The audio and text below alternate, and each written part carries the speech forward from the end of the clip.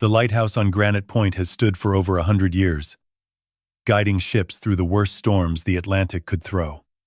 My father spent 20 years restoring it with his own hands.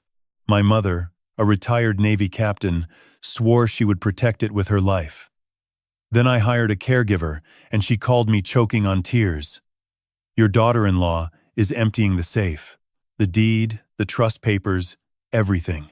That phone call ripped open a conspiracy so deep it stretched back 15 years, destroyed 3 families, and revealed a revenge plot that started before my wife even knew my name. My name is Patrick Sullivan. I am 38 years old. I teach history at Gloucester High School, the same school where my mother once gave the commencement address in her dress whites, the same town where my father built boats and restored a lighthouse that the whole coast depended on. I tell you this because what happened to my family could happen to anyone, and I need you to understand the kind of woman my mother is before I tell you what they tried to do to her. Captain Margaret Sullivan. Maggie, to the people who loved her. She served 30 years in the United States Navy, one of the first women to reach the rank of captain in her division. She commanded supply ships through the Persian Gulf, survived a hurricane off the coast of Okinawa, and once talked down a young sailor from the railing of an aircraft carrier at 2 a.m, using nothing but her voice and a cup of cold coffee. That was who she was. Unbreakable. But 14 months before that phone call, my father, Frank Sullivan, collapsed in his woodworking shop behind the house. Massive stroke, the doctors said. By the time the ambulance arrived, he was gone. He was 69 years old, and he died surrounded by sawdust and half-finished birdhouses and the smell of the sea coming through the open window. After that, something shifted in my mother. Not broken exactly. She was too strong for that. But dimmed.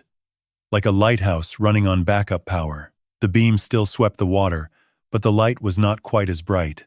She stopped walking to the harbor in the mornings. She stopped tending the roses my father had planted along the stone wall. She started talking to his photograph on the mantel. And once, when I came by unannounced, I found her sitting in his workshop holding a wood plane against her cheek with her eyes closed, breathing in the scent of cedar and linseed oil as if she could breathe him back to life. Then came the pneumonia. A brutal case in late October that put her in Addison Gilbert Hospital for 11 days. When she finally came home, she was 20 pounds lighter. Her voice was a rasp, and for the first time in my life, I saw my mother lean on someone else when she walked through the front door. That is when I hired Luz. Luz Morales arrived on a Tuesday morning in early November, when the wind off the Atlantic was sharp enough to make your eyes water. She was a woman in her early 40s with kind, dark eyes and an efficiency that put my mother at ease almost immediately. She carried her supplies in a neatly organized bag, asked thoughtful questions about my mother's medications and dietary needs, and listened more than she spoke. My mother, who had spent 3 decades commanding sailors, took one look at Luz and said, "She will do." What surprised me most was how quickly they connected. By the second week, Luz was calling my mother Captain, and my mother was teaching Luz how to make Frank's clam chowder from memory. I would call in the evenings and hear them laughing in the background, and I would feel the knot in my chest loosen just slightly, knowing my mother was not alone in that big house on Granite Point, with the wind howling outside and the lighthouse beams sweeping past the windows every 4.7 seconds. I told Luz things I probably should not have. That my wife Sienna sometimes visited when I could not. That my mother's finances were complicated because of the lighthouse trust my father had established. That there were valuable documents in the basement safe. I told her because I trusted her, and because I was desperate for someone to help me carry the weight of worrying about a woman who had spent her entire life refusing to let anyone worry about her. 3 weeks after Luz started, on a Thursday afternoon, I was grading papers in my classroom when my phone rang. Luz's name appeared on the screen. I almost let it go to voicemail. I had 32 essays on the Battle of Gettysburg to get through before Friday. I answered on the 4th ring. The sound that came through the speaker was not words at first. It was breathing. Quick, shallow, panicked. Then a whisper so strained I had to press the phone hard against my ear. "Patrick." Her voice cracked on my name, Patrick, you need to come home right now. What happened?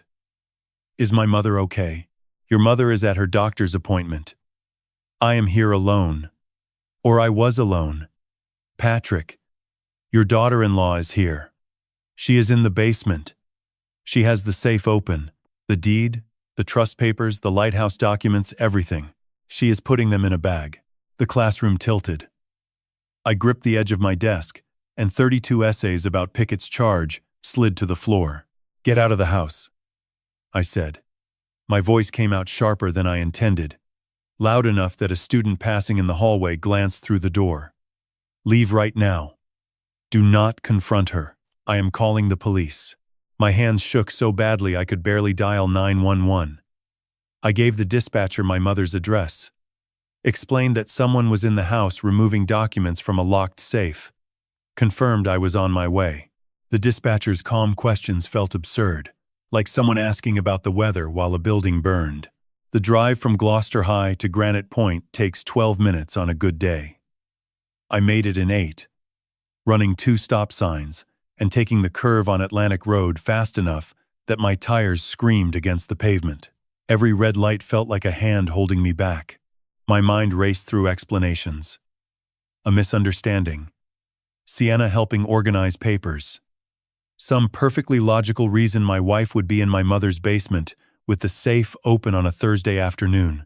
I could not find one. When I pulled into the driveway, 2 police cruisers were already parked at the curb, their lights cycling red and blue against the gray November sky. Luz stood on the front lawn with her arms wrapped around herself, her face pale against the dark collar of her coat. She looked at me as I got out of the car, and I saw something in her eyes that I would not understand until much later. Not just fear. Recognition, as if she had been expecting this moment, long before it arrived. An officer met me at the front steps. His expression was the kind of neutral that police officers practice in mirrors.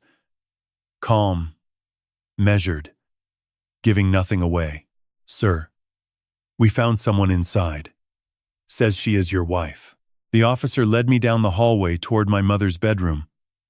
And with every step, the house felt less like the place where I had grown up and more like somewhere I had never been. The photographs on the wall were the same ones that had hung there for decades. My parents' wedding portrait. My mother in her dress whites, receiving her captain's bars. My father standing beside the restored lighthouse, grinning like a man who had just conquered the Atlantic with his bare hands.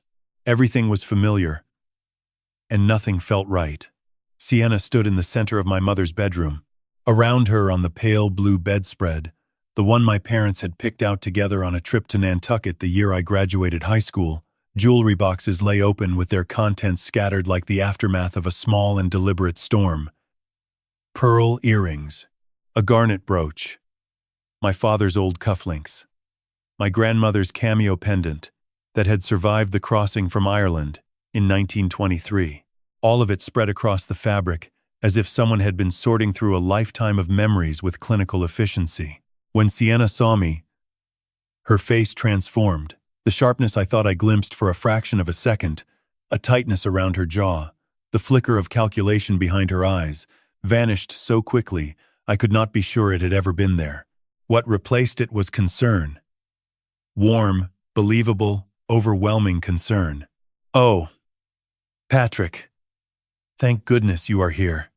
She moved toward me, her voice honey smooth and trembling just enough.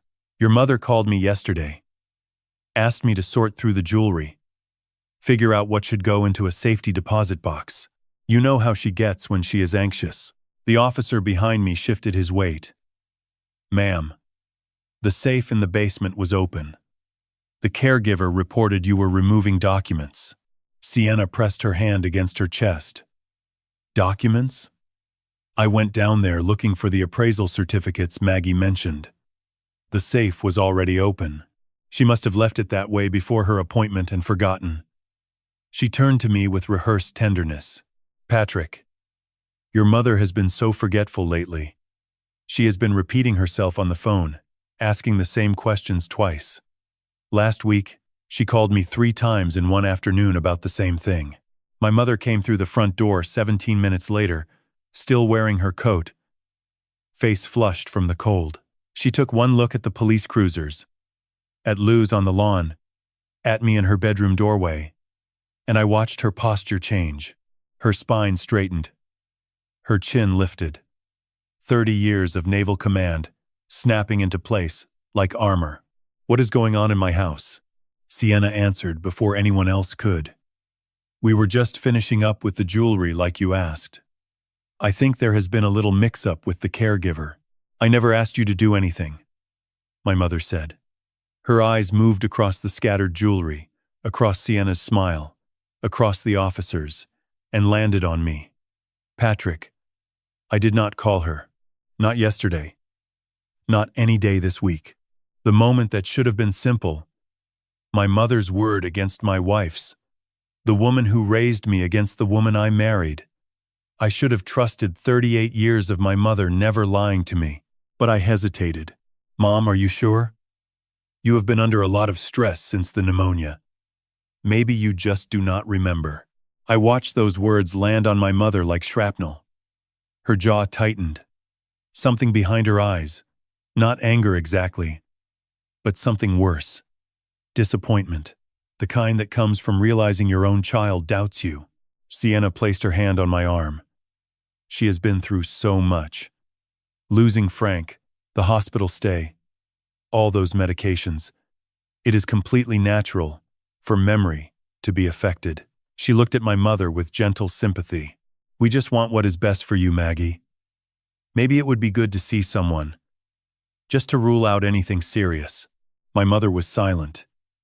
Not because she had nothing to say, I would learn later, but because she understood something I did not. If she pushed too hard, if she insisted too forcefully, she would only confirm the story Sienna was building. The confused old woman, the grieving widow, losing her grip. "I will think about it," she said quietly. They stayed another hour. Sienna made tea in my mother's kitchen, sitting in my father's chair at the table, the old ladder back where he had read the Gloucester Times every morning for 3 decades. The sight of her there, I learned later, made my mother's chest ache in a way the pneumonia never had. After everyone left, after the cruisers pulled away, and Luz gathered her things with an apology my mother told her was unnecessary, the house fell silent. My mother locked the door and leaned against it, breathing hard, listening to the grandfather clock in the hallway tick away seconds that suddenly felt numbered. That evening she went to put away the scattered jewelry. She gathered each piece carefully, returning them to their velvet compartments with the tenderness of someone handling relics. My grandmother's cameo, my father's cufflinks, the garnet brooch he gave her the Christmas before he died. Then her fingers closed around something unfamiliar. A delicate chain, finer than anything she owned, with a small pendant made of amber, warm and golden, catching the lamplight like a trapped flame. She had never seen this necklace before. It did not belong to anyone in our family, except she had seen it. Once. In a photograph, my father kept tucked inside a wooden box in his workshop. The box, he told her, held nothing but old receipts and sandpaper catalogs. She had opened it one afternoon while looking for masking tape and found the picture before quickly closing the lid, telling herself it was nothing. It was before her time. It did not matter. A young woman standing on a dock, laughing, the wind pulling at her dark hair. Around her neck, catching the sunlight exactly the way it caught the lamplight now, hung a chain of fine gold with an amber pendant, shaped like a teardrop. My father never spoke that woman's name. My mother never asked. But now that necklace was lying among her jewelry, placed there by her daughter-in-law, and the woman in that photograph was no longer a ghost from before. She was part of whatever nightmare was unfolding right now. My mother set the necklace on her nightstand and sat on the edge of the bed for a long time, listening to the wind rattle the windows and the lighthouse beam sweep past in the darkness, steady and patient and completely indifferent to the storm gathering inside her chest. Sleep did not come that night. My mother lay in bed listening to the house settle around her, every creak and groan now carrying a weight it never had before. At some point past midnight, she got up and went to the kitchen, not for water or tea, but for her purse. She needed to check something. My father had kept a brass key ring with copies of every important lock in the house. The basement safe. The lighthouse keeper's door. The woodworking shop. After he died, my mother transferred that ring to the zippered inner pocket of her handbag, the same place she put it every morning, the same place she checked every evening. Routine was how she survived the silence. Small rituals that kept the shape of her days from collapsing entirely. The pocket was empty. She upended the entire purse onto the kitchen table. Receipts, tissues, her wallet, a pen from Addison Gilbert Hospital, loose change, a grocery list written in handwriting that was getting harder to keep steady. She checked her coat pockets. She got down on her knees, ignoring the ache in her joints from the pneumonia that still lingered in her bones, and looked under the kitchen furniture. Nothing. The keys were gone. And the only person who had been alone in this house long enough to search her purse was Sienna. My mother told me later that a cold understanding settled over her in that moment, slow and precise, like fog rolling in off the harbor. This was not confusion. This was not a misunderstanding. Sienna had come to the house with a purpose, and the jewelry had been a distraction, a reason to be upstairs while the real objective was somewhere else entirely. She went to the basement. The stairs were steep and narrow, built in an era when basements were root cellars, not living spaces. The single bulb at the bottom cast a yellowish light that made the concrete walls look damp even when they were dry. My father had installed the safe decades ago, back when the Lighthouse Trust generated enough paperwork to fill a filing cabinet. It sat in the far corner, a squat steel box, bolted to the floor, hidden behind old filing cabinets that my mother had to move aside with muscles still weakened from 11 days in a hospital bed. Fresh scratches marred the metal around the keyhole. Deep gouges, deliberate, made by something flat and hard. A screwdriver, maybe, or a pry bar. Someone had tried to force the lock first. When that failed, they had used a key. Her key. The combination lock my father had insisted on as backup still worked. My mother knelt on the cold concrete, her fingers trembling as she dialed the numbers. Their wedding anniversary. 6 digits she could recite in her sleep. The door swung open with a groan that sounded like a question. Inside, the folders were still there. Old tax returns, their marriage certificate in its protective sleeve. Birth certificates. My baby footprint card from Gloucester General. 20 years of financial records organized by year in my father's precise handwriting. But the dust that had settled over years of disuse had been disturbed. Fingerprints showed in the thin gray film, folders slightly out of order. Someone had gone through everything carefully enough not to make it obvious, but carelessly enough for a woman who had spent 30 years maintaining naval supply inventories to notice immediately. 2 folders were empty. The tabs remained, labeled in my father's handwriting. Lighthouse Preservation Trust, 2008. Original conservation easement. The papers themselves were gone. My mother sat back on her heels and stared at those empty folders for a long time. The conservation easement was the document my father had fought for 15 years to establish, the legal instrument that prevented any commercial development on the lighthouse property.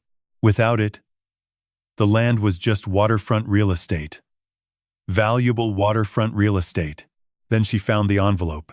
It was tucked between 2 folders near the back of the safe, a cream-colored envelope with her name written across the front in my father's unmistakable script. The ink had faded slightly, the paper soft with age, but the handwriting was steady and deliberate.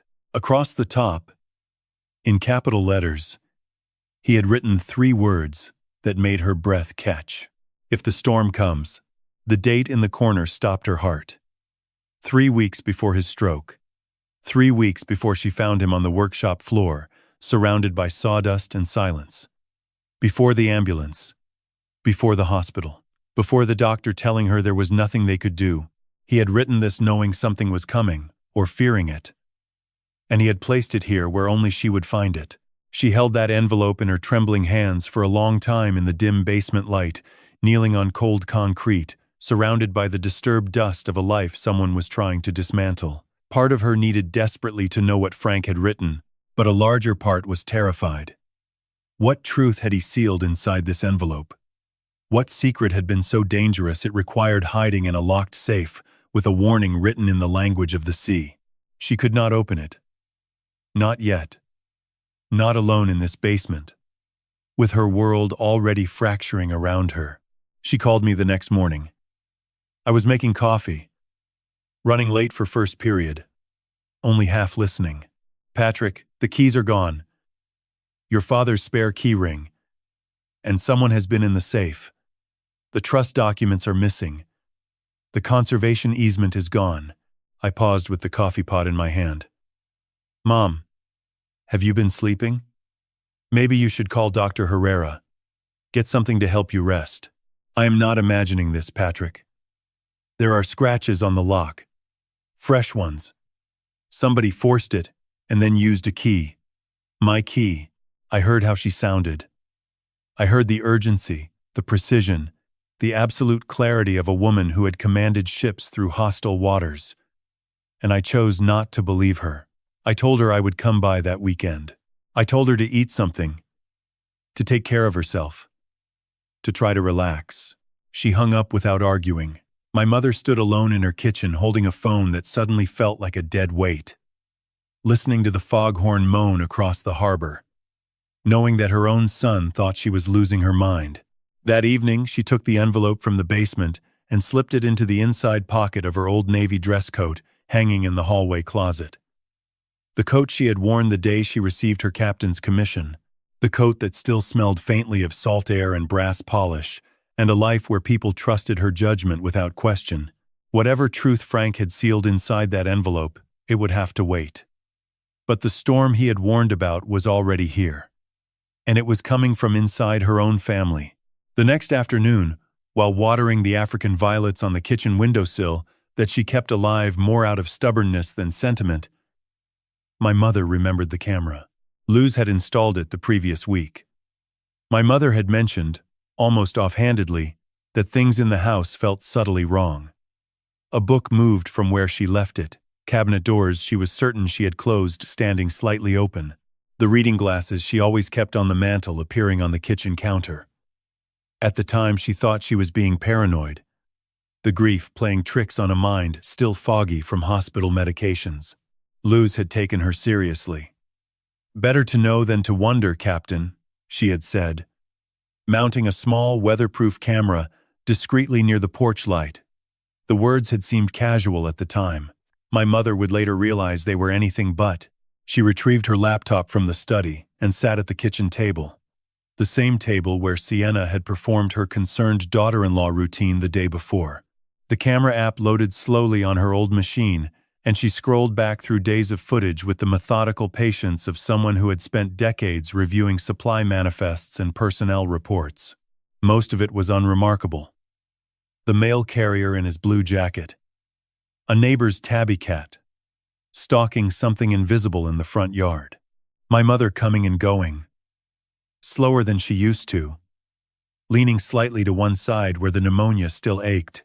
Luz arriving each morning with her organized bag and her quiet competence. Then she found it. 3 days before the incident. Tuesday afternoon. My mother had been at her book club meeting at the Gloucester Public Library, discussing a novel about a woman who discovers her husband's secret family. The irony of that would not become apparent until later. At 2:17 in the afternoon, Sienna's white SUV pulled into the driveway.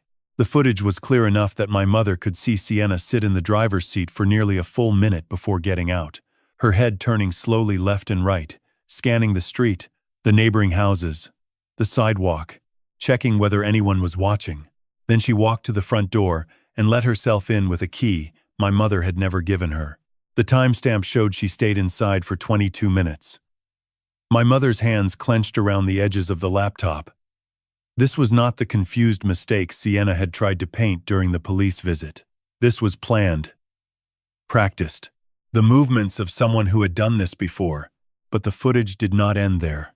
At the 18-minute mark, a second car appeared, a dark green sedan, polished and expensive, pulling up to the curb with the unhurried precision of someone accustomed to arriving exactly when they intended. An older woman emerged. She was perhaps in her late 60s, tall, with steel-gray hair pulled back in a tight bun that emphasized sharp cheekbones and a jaw that looked like it had been carved from the same granite as the point itself. She wore a burgundy cashmere coat that probably cost more than my mother's monthly pension. Sienna came out to meet her in the driveway, and they spoke for several minutes, their heads close together, intimate in their conspiracy. Two women who clearly knew each other well, who had clearly planned this meeting, standing in my mother's driveway as if they owned it. My mother turned the volume to maximum, pressing her ear close to the laptop speaker, straining to hear through the camera's small microphone. The voices were distant, broken by wind off the ocean, but fragments came through with terrible clarity. "Did you find them?" The older woman's voice was sharp, impatient, accustomed to giving orders. Sienna shook her head. "The vault is locked. I tried the pry bar, but the combination backup stopped me. We need her key." The woman made a sound of irritation. "Check the lighthouse logbook next time. Sully always kept the real papers there." The world stopped. My mother told me she gripped the edge of the kitchen table so hard the wood bit into her palms. Sully. That name, spoken in a stranger's voice, in her own driveway, hit her with the force of a rogue wave. Sully was her name for Frank. Only hers. Born from a joke during their honeymoon on Cape Cod, when Frank had gotten violently seasick on a whale-watching tour, despite having spent his entire life around boats. She had called him Sully after that, short for Sullivan, but also a gentle tease about the unsinkable captain who could not handle a tourist catamaran. It was their private language, something no one else knew. Not me, not their friends, not anyone. She had whispered it to him in bed. She had written it on birthday cards he kept in his nightstand drawer. She had said it for the last time in the hospital, leaning close to his ear, while the machines beeped their useless rhythms, hoping somehow the word would reach him wherever he had gone. And now a stranger was saying it in her driveway like it was common knowledge. My mother watched the rest of the footage through a blur of tears and fury. The older woman handed Sienna what looked like a manila folder. They spoke for another minute. Then the woman returned to her sedan and drove away. Sienna stood alone in the driveway, clutching that folder to her chest before getting in her own car and leaving. My mother took a screenshot of the woman's face and stared at it, trying to place those sharp features, that imperious bearing. Something about her seemed familiar in the way a word sits on the tip of your tongue, close enough to taste but impossible to speak. On impulse, she went to my father's workshop, the small building behind the house that still smelled of cedar shavings and linseed oil, even 14 months after his death. She pulled down the old photo albums from the shelf above his workbench, the ones from before their marriage, from his early years building boats at the shipyard. She found her in the third album. The woman was younger in the photograph, her hair dark instead of gray, but the face was unmistakable. The same sharp cheekbones, the same granite jaw. She stood among a group of people at what looked like a ribbon-cutting ceremony on a dock, positioned close to my father, her hand resting on his arm in a way that was too familiar, too possessive for a business acquaintance. On the back, in my father's handwriting, a caption that made my mother's blood turn to ice water. Blake Maritime Launch Party, 1993. Vivian Blake, owner. Vivian Blake. A name my father had never spoken. Not once. In 35 years of marriage. And yet here she was in a photograph 3 decades old, standing with my father on a dock, and now, standing in my mother's driveway telling my mother's daughter-in-law to search my mother's house, using a nickname that should have died the morning Frank Sullivan's heart stopped beating. My mother closed the album and sat in the workshop surrounded by my father's tools and the ghost of sawdust and the fading scent of the man she thought she knew completely. The lighthouse beam swept past the small window every 4.7 seconds, steady as always, illuminating nothing. The next piece of the puzzle came to me by accident, the way most terrible truths do. I was at my desk after school entering midterm grades when my phone lit up with Sienna's name. I answered without thinking. But the voice that came through was not speaking to me. It was distant, muffled, trapped inside a pocket dial. I almost hung up.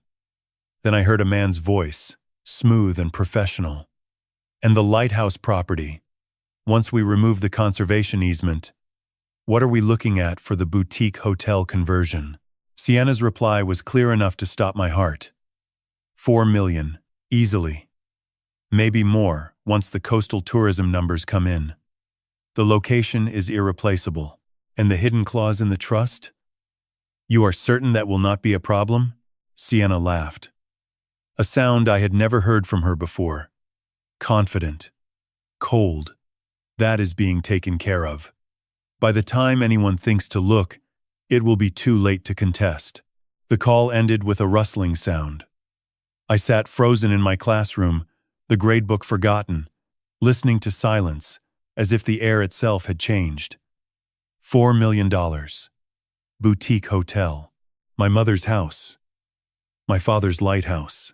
And my wife was planning to sell it as though it were already hers.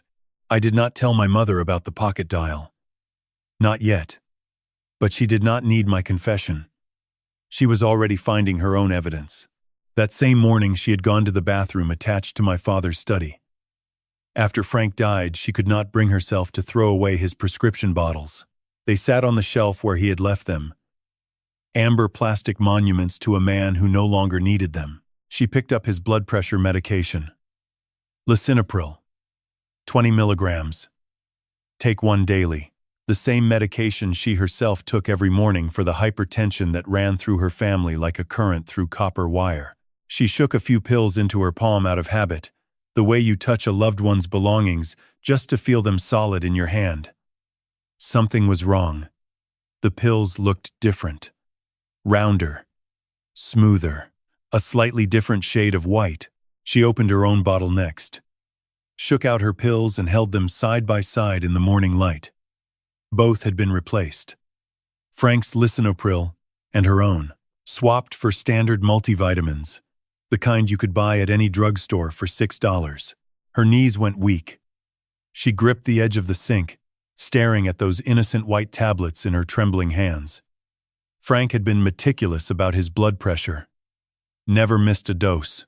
Took his pill every morning with coffee, standing at the kitchen counter, looking out at the lighthouse through the window. But what if in those final weeks, he had been swallowing nothing? What if his stroke had not been inevitable, but designed? And now her own medication had been switched. The same quiet sabotage. Transferred from husband to wife. Martin Calloway's office sat on Main Street in one of the old brick buildings that gave downtown Gloucester its character. He had been Frank's lawyer for 20 years. He was tapping his pen against his legal pad when my mother sat down, which meant he was troubled. Something has been filed with the county clerk, he said. A will. Your will. Supposedly signed 3 months ago. It names Sienna as executor and primary beneficiary. The signature looks remarkably like yours. I have not changed my will since Frank died. I know. I am having it examined by a handwriting expert. But Maggie, if this is forgery, we are dealing with a federal offense. Her phone buzzed while Martin was still talking. Susan Yamamoto, from Gloucester Savings. A woman she had known 25 years. Maggie, I probably should not be telling you this. Your son and daughter-in-law opened a joint account 2 weeks ago listing you as co-signer for medical emergencies. 3 small withdrawals already. 500 here, 300 there. They are testing to see if anyone notices. I never signed anything. I did not think so.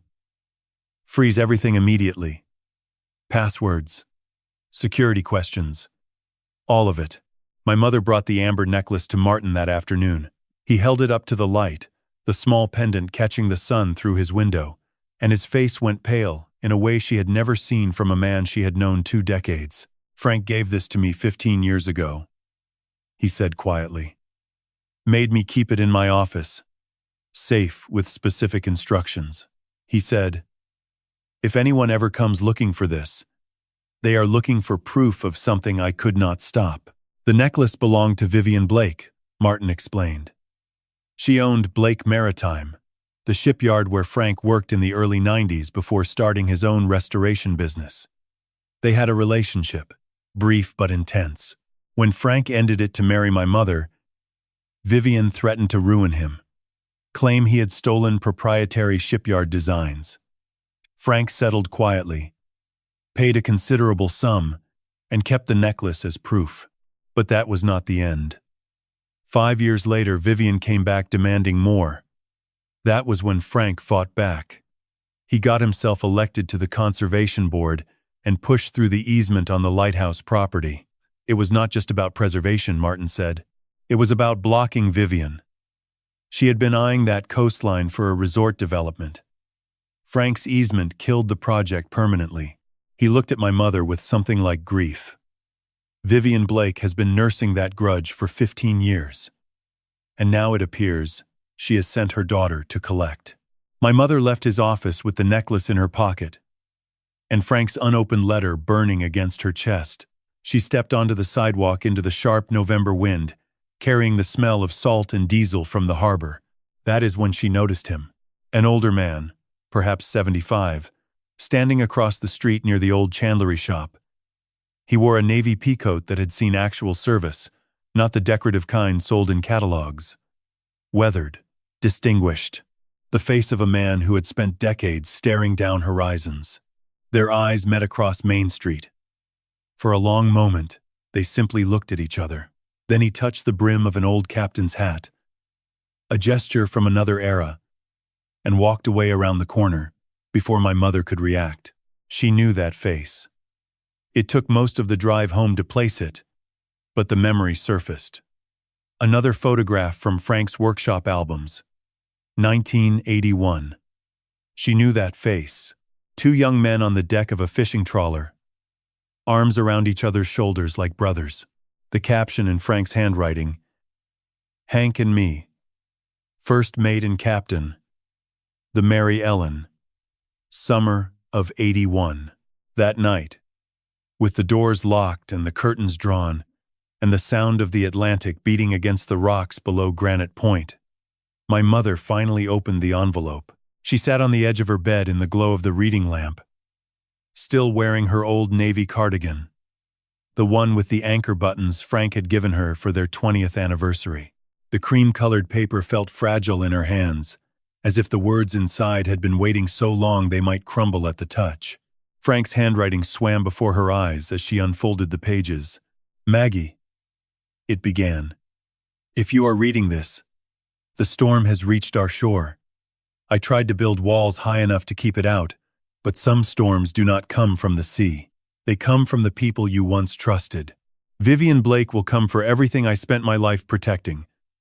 The house, the lighthouse, and you. She has been patient, Maggie. More patient than I ever imagined. But patience is not the same as forgiveness. And she has never forgiven me for choosing you. He wrote about the early years, the settlement, the threats. He wrote about the conservation easement and how he had pushed it through specifically to block Vivian's resort development. He wrote about the money he had paid over the years to keep the peace. Money my mother never knew about, siphoned carefully from accounts she never checked. The final paragraph made her press her hand against her mouth. Fight back, Maggie. You are the strongest captain I have ever known. Stronger than me. I was a coward who paid for silence instead of standing in the light. Do not make my mistake. When the storm comes, stand in it. You have weathered worse. She read the letter 3 times. Then she folded it carefully, placed it back in the envelope, and sat very still for a long time, letting the grief and the fury settle into something harder. Something useful.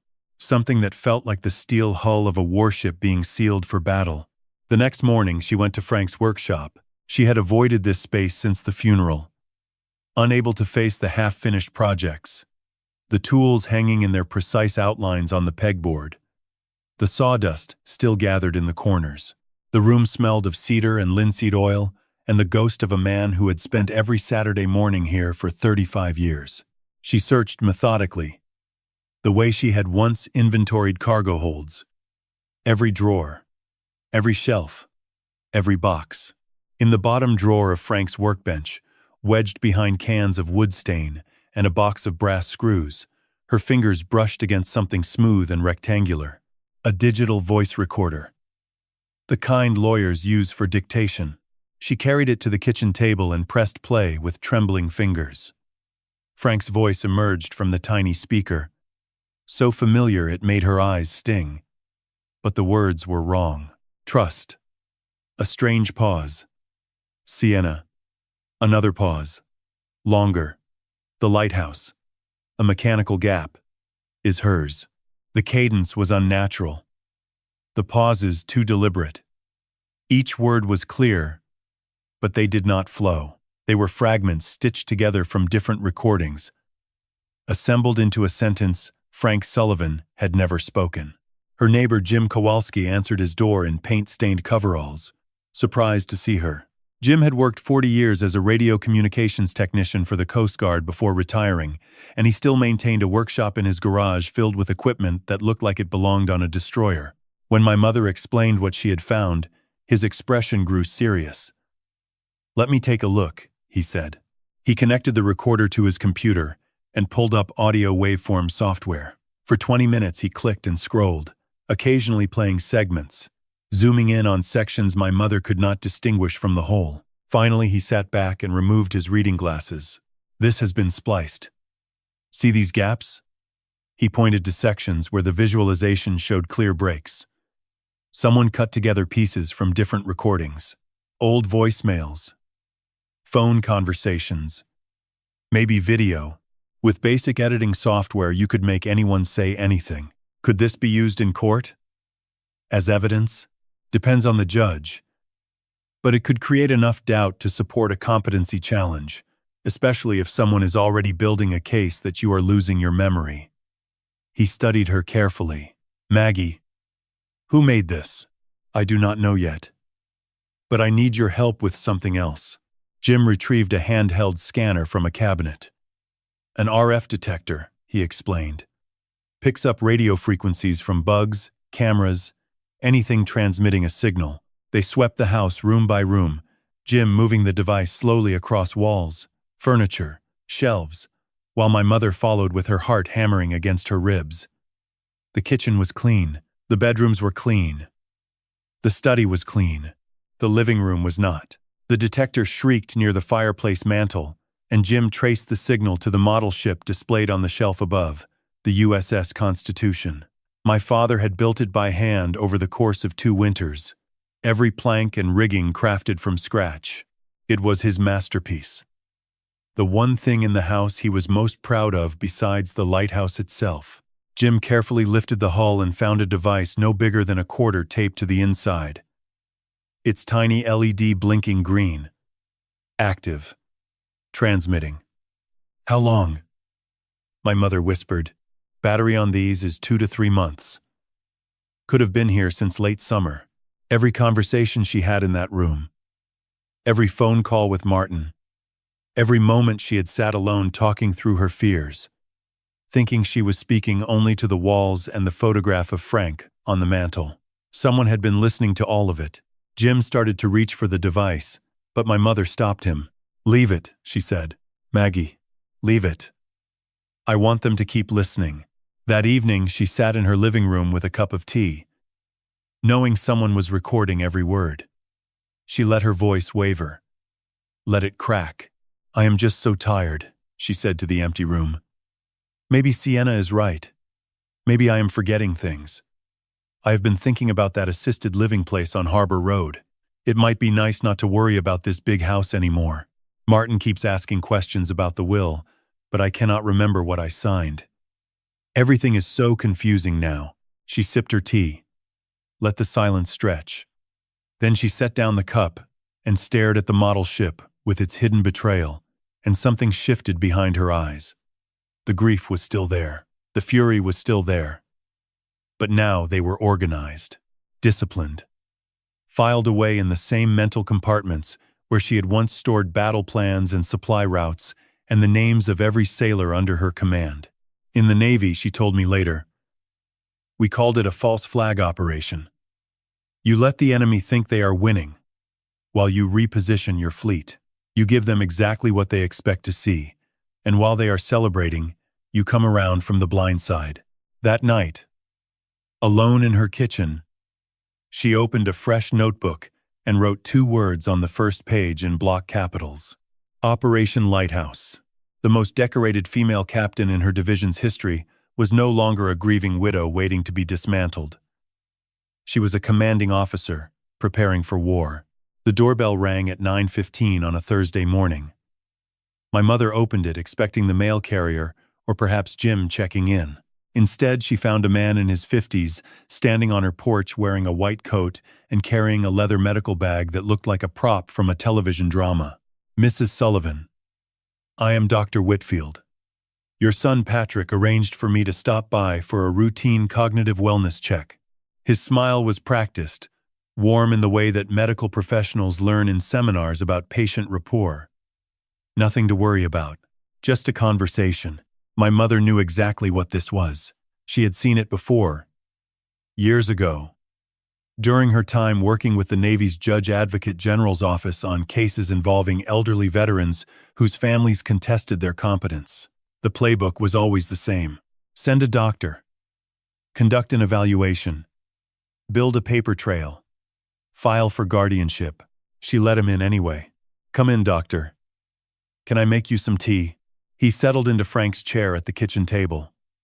My mother noted this with the same detached precision she had once used to catalog supply discrepancies. Every person Sienna sent gravitated to that chair, as if drawn to the authority it still carried. The ghost warmth of the man who had sat there every morning for 35 years. For 40 minutes, he walked her through tests she recognized immediately. Cognitive screening protocols. Remember these 3 words. Draw a clock showing 10 past 11. Count backward from 100 by sevens. What season is it? Who is the current president? She fumbled deliberately, hesitated where she should not have, repeated a question as though she had forgotten he just asked it, drew the clock, with the numbers slightly misaligned, said the year was 2022. Off by 1. "What year were you married, Mrs. Sullivan?" She paused as if searching through fog. 1980. She trailed off, shook her head. "I am sorry. It has been so hard to keep things straight since Frank passed." Dr. Whitfield made notes on his clipboard, his expression carefully neutral, professionally concerned. He was good at this. Convincing. But my mother had spent 30 years reading people across negotiating tables, in officers' wardrooms, in the tense silence before giving orders that would affect hundreds of lives. She could see the performance beneath his performance. And she could see his tie clip. It was small, discreet, nearly invisible against his dark tie. But the logo was unmistakable. A stylized pair of scales superimposed over a shield. She had seen that exact emblem before, on the letterhead of the forged power of attorney documents Martin had shown her. The same law firm. The same people who had filed the fraudulent will. This man was not a doctor. He was a prop. "Well," he said, closing his folder with a reassuring pat, "I will send my preliminary notes to your son. Nothing alarming. Just some age-appropriate memory concerns that we will want to monitor. We should follow up in a few months." After he left, my mother stood at the window, watching his car disappear down Atlantic Road. Her jaw clenched so tight, the muscles in her neck ached. They were building a medical record. Official documentation they could present to a judge when they filed for guardianship. Each piece of paper another brick in the wall they were constructing around her life. The article appeared online 5 days later. A friend from her book club called first, her voice thick with sympathy. "Maggie, I had no idea you were struggling. Why did not you say something? We could have helped." My mother pulled up the Gloucester Times website on her laptop. The headline hit her like a slap. "Beloved Navy veteran shows signs of decline. Family seeks support for celebrated captain."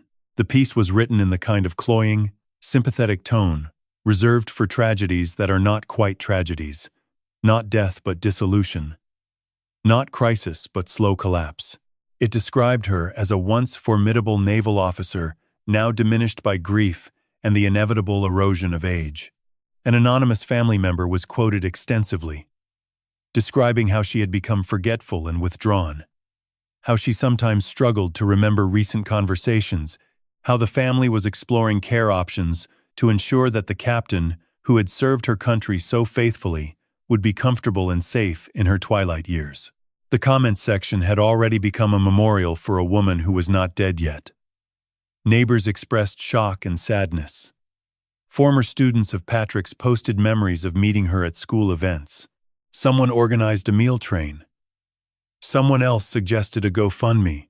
My mother closed the laptop and sat in the silent kitchen, understanding with perfect clarity what they were doing. This was not just gossip. This was a preemptive strike, a public narrative established before she could defend herself. When the guardianship petition reached the court, every person in Gloucester would already believe she was incompetent. The judge would not be ruling in a vacuum. He would be confirming what the community already thought it knew. She did not cry. She told me later that she wanted to, that the tears pressed against the backs of her eyes like water against a dam. But 30 years of naval discipline held. You do not cry on the bridge. You do not cry in front of the crew. You process, you plan, and you execute. Jim came over that afternoon with a cardboard box full of equipment. He had read the article. His face was the particular shade of angry that comes from watching someone you care about be slandered by people who will never face consequences. "You want to fight this?" he said. "You need your own weapons." They spent hours installing cameras throughout the house.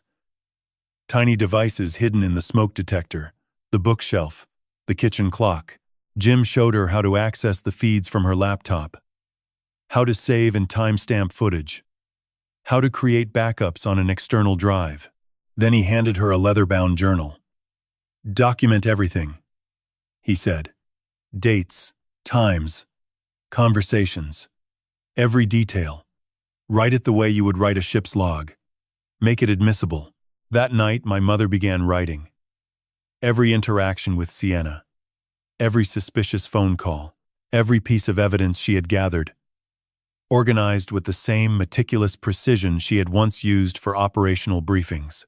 Each entry cross-referenced to supporting evidence. Camera footage, audio files, photographs, timestamps. She wrote until past midnight, the grandfather clock marking the hours, the lighthouse beam sweeping past the windows in its ancient rhythm. When she finally set down the pen, she looked out at the darkness where the ocean met the sky, and said something to the empty room that the hidden microphone in the model ship faithfully recorded and transmitted to whoever was listening. "I am just an old woman who cannot remember what day it is. What harm could I possibly do?" She smiled when she said it. A smile that would have made every sailor who ever served under Captain Margaret Sullivan very, very nervous. Luz arrived the next morning at 9 sharp, the way she always did. She hung her coat on the hallway hook and was heading toward the kitchen when my mother stepped into the doorway, blocking her path. "Who is Captain Hank O'Brien? And why has he been watching my house?" Luz stopped. Her fingers tightened around the strap of her bag, the way someone grips a railing when the deck shifts beneath them. She did not pretend to be confused. She did not manufacture surprise. She simply looked at my mother for a long moment, and something passed between them that my mother would later describe as recognition. "I think we should sit down, Captain," Luz said quietly. They sat across from each other at the kitchen table in the sharp November light, the ocean visible beyond the yard in that particular shade of steel blue that the New England coast wears before winter arrives. "I do not work for a home care agency, Maggie. I am an investigator with the Coastal Elder Protection Network. We handle financial exploitation cases targeting elderly homeowners along the Atlantic seaboard. I was placed in your home 3 months ago, after we received a tip that you were being targeted." The words should have shocked her. But my mother told me they landed with the strange comfort of something she had suspected without knowing it. She thought back to their first meeting, how quickly Luz had assessed the house, how she had suggested the camera without being asked, how she had called my mother Captain from the very first day. "The tip came from Hank O'Brien," Luz continued. "He and your husband served together on fishing trawlers in the early 80s, before Frank went into boat building. They stayed close for 50 years. After Frank died, Hank went through papers Frank had given him for safekeeping. He found Vivian Blake's name connected to multiple sealed settlement agreements stretching back decades. And he found something else. She paused. A handwritten note Frank left in a sealed envelope. It said, "If anything happens to Maggie, look at Vivian Blake." My mother's breath caught. Frank had known. Even at the end, he had been planning for the storm he could feel coming. Hank could not prove anything at first. Luz went on. Frank's death was ruled a natural stroke. But Hank kept the note, kept watching. When he learned that Sienna had married your son and begun visiting you regularly, he contacted our organization. He suspected the endgame was approaching. "So you have been spying on me," my mother said flatly. "I have been documenting a crime in progress," Luz corrected. "Every piece of evidence you have found, the forged will, the tampered medication, the stolen keys, the listening device, I have been photographing and cataloging all of it. Everything uploads in real time to encrypted servers. We have backups, timestamps, chain of custody documentation that will hold up in federal court." She showed my mother her phone. Folders, organized by date. Hundreds of photographs. The vault, with its scratched lock. The bug, inside the USS Constitution model. Screenshots of Dr. Whitfield's credentials, linking him to the same firm that filed the forged will.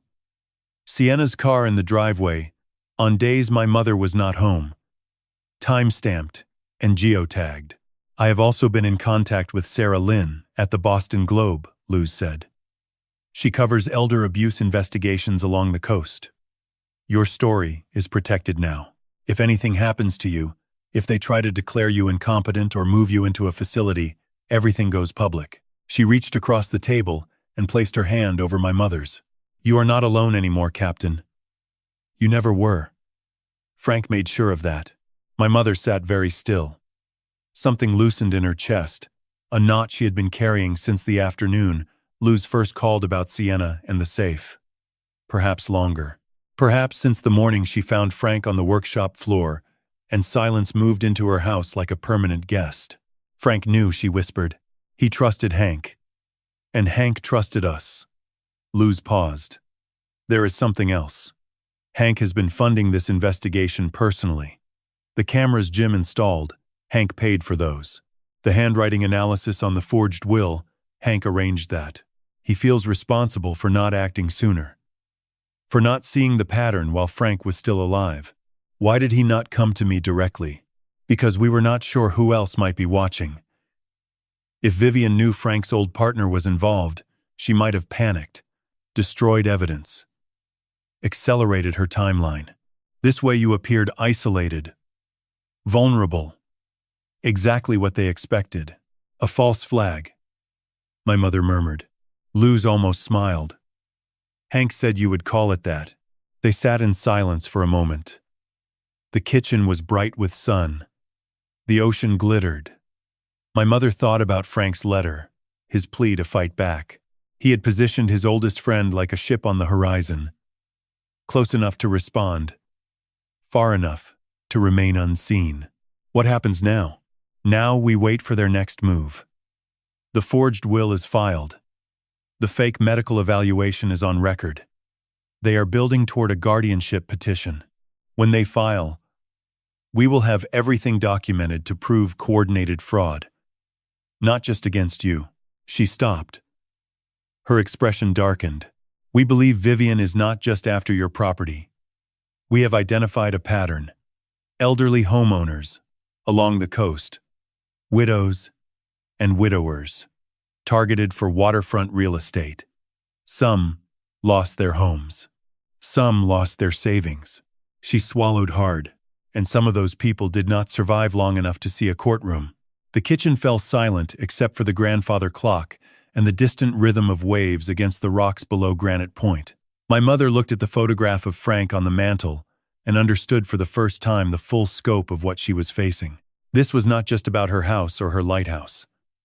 This was about a woman who had been destroying lives for decades along the most beautiful and vulnerable coastline in America, who had perfected the art of taking everything from people who had already lost the person they loved most, and who had finally come for her last target.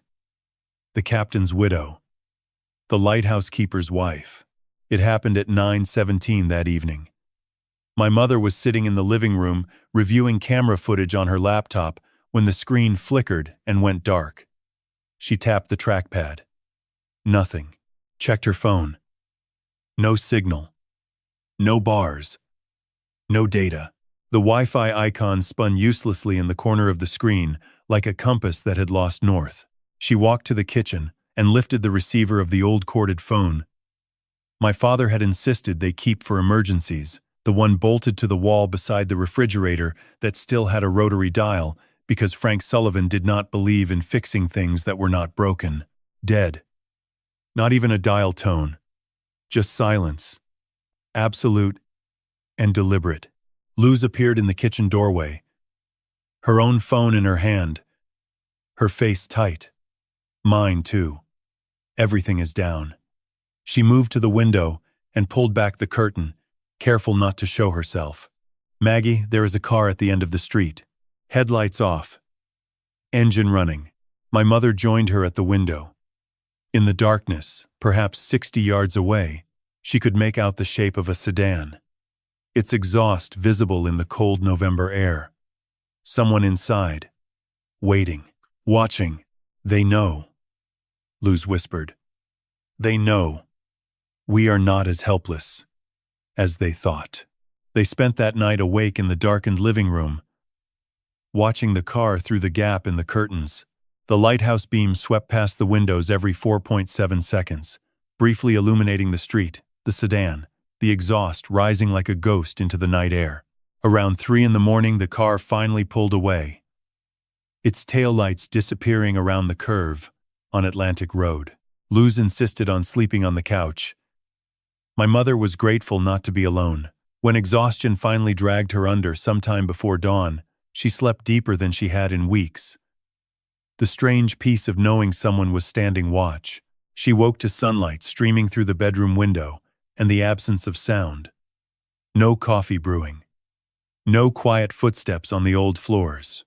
No Luz humming something soft in Spanish the way she did when she thought no one was listening. The kitchen was empty. The coffee pot was cold. The grounds still sat in the filter from the day before. Luz, she called, walking through the house. Her voice echoed against the walls. The hallway hook where Luz had hung her coat was bare. Her bag was gone. The couch where she had slept showed no impression, the cushions smooth, as if no one had been there at all. My mother grabbed her phone. The signal had returned sometime during the night.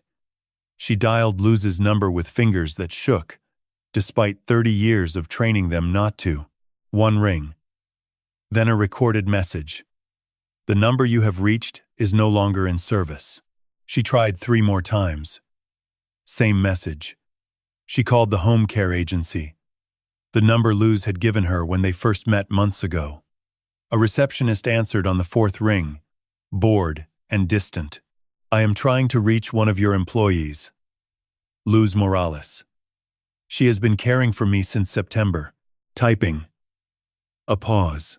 Ma'am, we do not have anyone by that name on our roster. Are you sure you have the right agency? I am certain.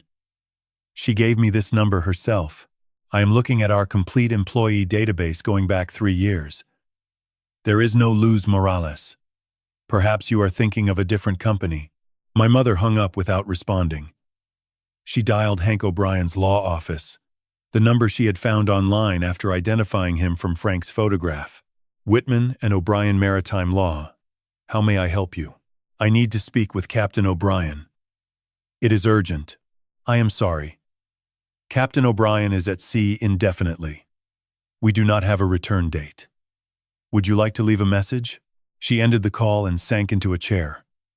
Luz had vanished. Erased. Her phone disconnected.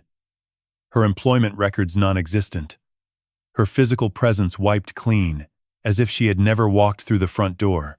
Hank was unreachable. Somewhere on the Atlantic, beyond the range of cell towers and desperate phone calls. Had they done something to Luz? Was the car last night a warning or something worse? Had my mother trusted the wrong people? Had she been played from the beginning? For 2 days, she moved through the house like a ghost, checking windows, testing locks, jumping at the sound of the furnace cycling on. She kept her phone close, hoping for a message, a sign, anything. On the third morning, she decided to go to the bank. Routine. Normalcy. Something to do besides wait. She backed out of the driveway carefully, checking mirrors the way she always did. At the end of the driveway, she pressed the brake to stop before pulling onto Atlantic Road. Nothing happened. The car kept rolling backward. She pressed harder. The pedal sank to the floor with no resistance, soft and useless as a dead thing. Panic flooded through her chest. She grabbed the parking brake and yanked it up. The car shuddered, skidded sideways on the gravel, and slammed into the stone wall that bordered the property. The same wall Frank had built with rocks hauled up from the beach 30 years ago. Metal screamed against granite. The airbag did not deploy. My mother sat in the crumpled driver's seat, hands locked on the steering wheel, breathing in sharp gasps, staring through the cracked windshield at the ocean beyond the wall as if it might offer some explanation. Jim called his mechanic, a methodical man named Carl, who had worked on Frank's trucks for years. He had the car on a lift within the hour. When he came out of the bay, his face was the color of old cement. "Mrs. Sullivan, your brake lines were cut. Not worn, not damaged by debris.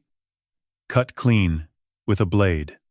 Someone crawled under your car and did this deliberately." The police filed a report, took photographs, asked questions, made notes. But without witnesses, without proof of who had accessed the car, there was nothing they could do. An officer suggested she install security cameras in her driveway. She already had cameras. The footage showed her car sitting undisturbed through the night until 3:22 in the morning, when a figure in dark clothing and a hood spent 4 minutes underneath the vehicle and disappeared into the darkness. The image was too grainy to identify anyone. That evening, still shaking, still alive, only because a stone wall Frank Sullivan had built with his own hands had stopped a car that someone had turned into a weapon, my mother sat at the kitchen table and stared at the empty chair where Luz used to sit. Everyone who had promised to protect her was gone. The phone lines had been cut and restored, as if nothing happened. The woman who said she was an investigator had evaporated. The old captain who was supposed to be watching had sailed beyond reach. She was alone again. Completely, terrifyingly alone. And someone had just tried to kill her.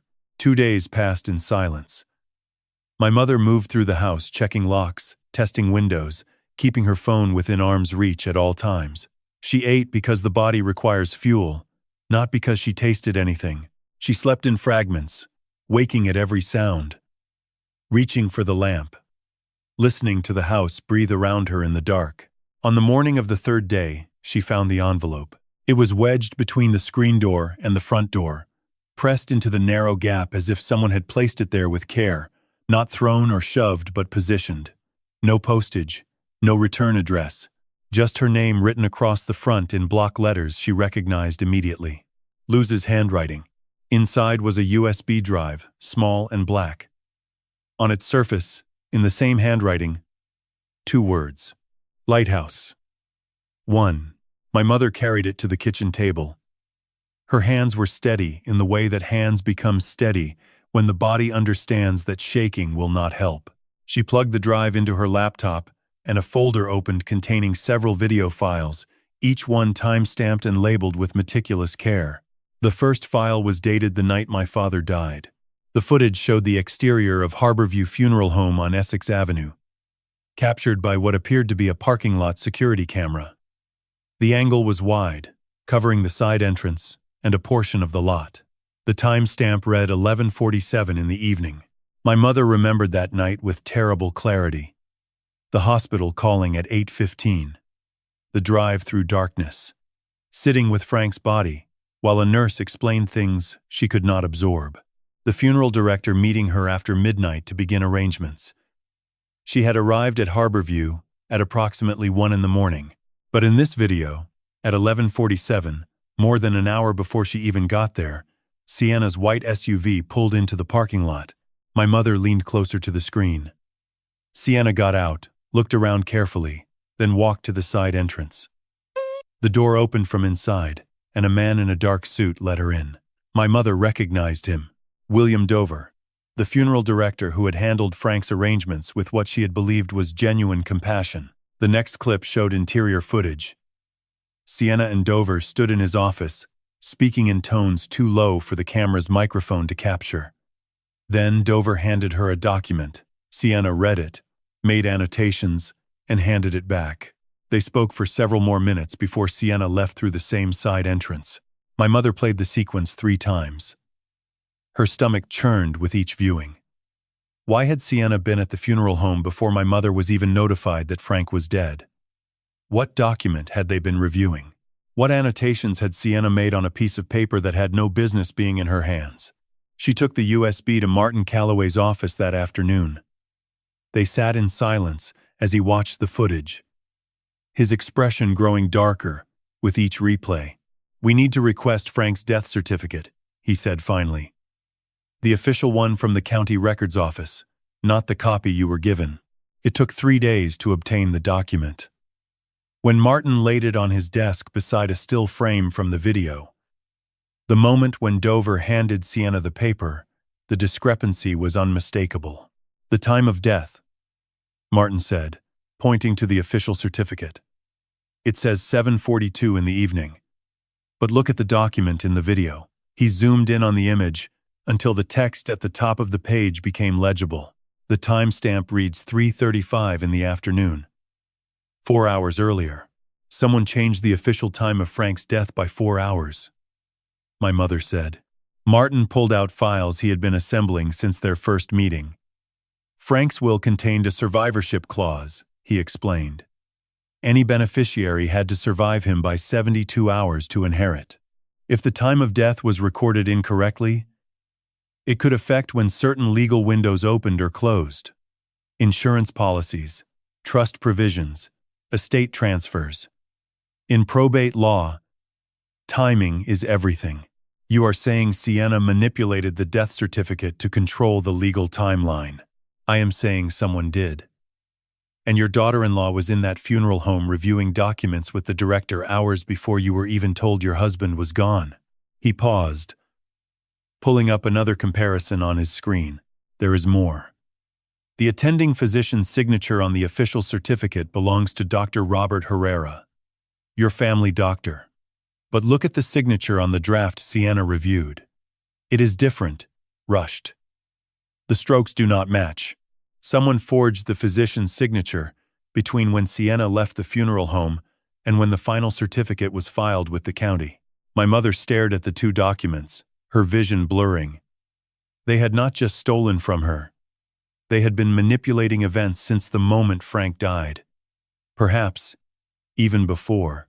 The final file on the USB drive was only 3 seconds long. It showed Luz's face, close to the camera, backlit by dim light that could have been a flashlight or a phone screen. Her expression was calm but urgent, the look of someone who knows they have very little time. Her lips moved carefully, deliberately, forming 3 words. "Trust Hank." "Wait." Then the screen went black. My mother sat at the kitchen table for a long time after the video ended, staring at the dark screen. Luz was alive. She had not been taken or silenced. She had gone underground, forced into hiding by whoever had been in that car watching the house. But she was still working, still gathering evidence, still fighting. And she was telling my mother to hold the line. In the Navy, holding the line means you do not retreat. You do not abandon your position.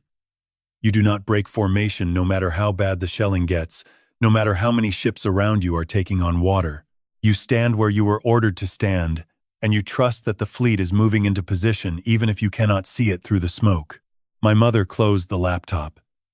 She looked at the photograph of Frank on the mantel, at the lighthouse beam sweeping past the window in its patient rhythm, at the empty chair where Luz used to sit. Someone had altered the record of the night her husband died. Someone had been in that funeral home before her, arranging documents, forging signatures, manipulating timelines, and now that same someone was trying to erase the people who had discovered it. But they had not erased Luz. And they had not erased the footage. And they had not erased the woman sitting alone at this kitchen table, who had spent 30 years commanding warships through storms that would have broken lesser vessels. Hold the line. She could do that. My mother picked up the phone on a Wednesday evening and called me. She let her voice tremble. Let it sound thin and defeated. The voice of a woman who had finally been worn down to nothing. Patrick, sweetheart, could you and Sienna come for dinner this Saturday? I have been thinking about everything that has happened, and I think maybe I have been overreacting. I just want my family back. The relief in my voice was immediate, and it shames me now to remember it. Of course, Mom. We would love that. Are you sure you are feeling up to it? I am tired of fighting, she said. And that much was true. Sienna got on the line. Her voice was warm and victorious in a way that only my mother could hear. Maggie, that is wonderful. We have been so worried about you. Saturday at 6? Saturday at 6. My mother spent that Saturday afternoon cooking Frank's New England clam chowder, the recipe she had made for every important occasion in their 40 years together. Thanksgiving. Birthdays. The night I came home from college for the last time. The night Frank finished restoring the lighthouse, and they sat on the rocks below Granite Point, eating chowder from mugs and watching the beams sweep the dark water for the first time in decades. She set the table with the Nantucket china. The set of blue and white dishes Frank had bought her for their 20th anniversary from a shop on Center Street that no longer existed. She arranged fresh pine branches in a jar at the center because the garden was too cold for flowers. And Frank had always said pine smelled like the coast was trying to come inside. Before we arrived, she went through the house activating every device. Jim's cameras hidden in the smoke detector and the bookshelf. Audio recorders tucked behind picture frames. And finally, the small microphone Jim had given her the week before, disguised as a pendant on a simple silver chain. She clasped it around her neck and looked at herself in the hallway mirror, an old woman extending forgiveness. That is what we would see. The doorbell rang at exactly 6. She opened the door with a smile that cost her more effort than any command she had ever given. Come in. Come in. I am so glad you are here. Sienna embraced her. The perfume was expensive and cloying. I hugged my mother next, and I felt her arms tighten around me in a way that I did not understand then, but understand now. She was holding on. Over dinner, she played her role with the precision of someone who had spent 30 years performing under pressure. She apologized for the confusion about the jewelry. She admitted she had been forgetful. She even made a self-deprecating joke about getting old and how the mind plays tricks when you are grieving. It has just been so hard without Frank, she said, her voice catching on cue. Sometimes I do not know what is real anymore. Sienna reached across the table and squeezed her hand. That is completely understandable. Grief does terrible things to our memory. That is why family is so important. We need to take care of each other. She was relaxed now, confident. The predator who believes the trap has been sprung and the prey is docile. As we moved to the living room for coffee, she began speaking freely in a way that told my mother everything she needed to know about how safe Sienna felt. You know, my mother always said that elderly people need help managing their affairs. There is no shame in it. She laughed lightly. You will not have to worry about this big house much longer. Once things are settled, we can look at some really lovely facilities. Assisted living has changed so much. You would love it. I shifted uncomfortably on the couch but said nothing. My mother noted that too. And the guardianship petition, Sienna continued, stirring her coffee. That is really just a formality. Once it goes through, we will make sure you are taken care of somewhere safe and comfortable. No more worrying about bills or maintenance or any of those stressful things. She was describing my mother's future as if it were already decided. As if the woman sitting across from her had already been declared incompetent and stripped of everything Frank Sullivan had spent his life building. And every word was being captured in crystal-clear audio by the pendant around my mother's neck. When Sienna excused herself to use the bathroom, my mother moved quickly. She had placed the photograph in Frank's study that afternoon, positioned on the desk where she could find it naturally, while showing me something else. She pulled me in under the pretense of wanting me to take some of my father's old maritime books. "Patrick, I found something the other day. I think you should see it." She handed me the photograph. I have tried many times to describe what I felt looking at that image. My father, decades younger, standing beside a woman I had never seen before. She was visibly pregnant.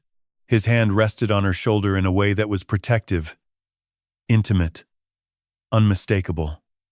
The woman was not my mother. She was young and dark-haired, and something about the shape of her jaw and the way she held her chin reminded me of someone I could not immediately place. I turned the photograph over. My father's handwriting on the back. 1993. "A debt I can never repay. Your wife's mother was part of your father's past." My mother whispered. "Patrick, I think Sienna may be your half-sister." I looked at her. The devastation must have shown on my face because she reached for my hand. But beneath the shock, there was something else. And my mother saw it. Recognition, a puzzle piece clicking into place, confirming a shape I had been tracing with my fingers in the dark for months without admitting what it was. "Mom," I started, but my voice broke. "We should get back," I said. "Before she notices." The rest of the evening passed in a fog of polite conversation and coffee that tasted like nothing. Sienna talked about care facilities she had toured, about how much easier everything would be soon, about plans she had already made for a life that was not hers to plan. I sat silent, staring at my cup, carrying the weight of a photograph and a truth that was about to change everything. They left at 9. My mother stood at the door and waved until our car disappeared around the curve on Atlantic Road. Then she locked the door, turned off every light, and sat in the darkness of her kitchen listening to the ocean and the grandfather clock and the steady sweep of the lighthouse beam, wondering if she had pushed too hard, revealed too much, or not nearly enough. The knock came at 2 in the morning, not loud, not urgent, almost tentative, the way someone knocks when they are not sure they have the right to be standing on the other side of the door. My mother looked through the peephole and saw me standing on the porch in the yellow glow of the porch light, my face swollen and streaked with tears. She opened the door, and I nearly fell into her arms. "Mom, I am so sorry. I am so sorry." She led me to the kitchen table, the same table where this had all begun. The dishes from dinner were still in the sink, the faint smell of clam chowder lingering in the air like a ghost of the evening's performance. She filled the kettle and set it on the stove, and waited while I collected myself enough to speak. It took a long time. I sat there with my hands wrapped around a mug of tea I could not taste, staring at the wood grain of the table, trying to find the words for a confession that would change everything between us. 3 months ago, I began. My voice sounded like something dragged over gravel.